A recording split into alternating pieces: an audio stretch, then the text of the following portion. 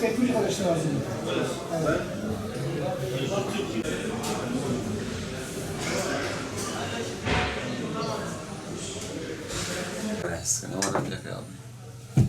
Ha, fotoğraflıyla koy, bir şey olmaz. Fotoğrafını koyacağım, ne olur.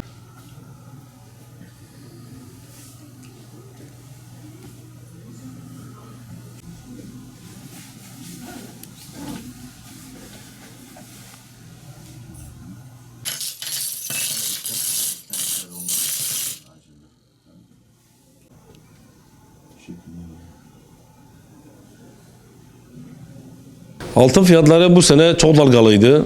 İniş çıkışlar çok oldu. Bu yüzden biz altında çok sıkıntı yaşıyoruz bu tür durumlarda. Yani sene sonu geldi, zaten yaklaştı. Bu ayda böyle sürer bizim tahminimizce yani.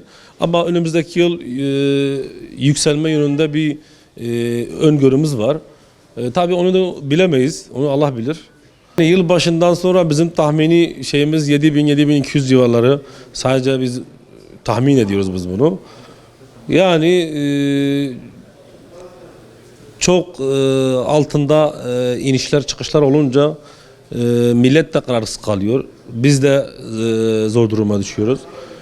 Yani şu anki durum hali hazırda böyle.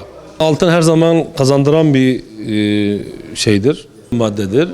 Bu yüzden altın yatırımcılarını ne zaman hangi fiyatta olursa olsun yatırım yapmalarını talep ediyoruz yani. Şimdi geçen sene 1 Ocak'tan bu yana, geçen sene tam 1 Ocak'ta 2047 TL'di has, ons 2063'tü. Şu anda ise 5802 liradan işlem görüyor, onsu da 4185. Önümüzdeki sene içerisinde biz onsu 4900 ile 5000 arasında bekliyoruz. Fiyatlar habire yükseliyor. En iyi yatırım altındır. Herkes bunu biliyor. Çok yükseldi ya. Hemen hemen %100. Hemen hemen. Tabii ki.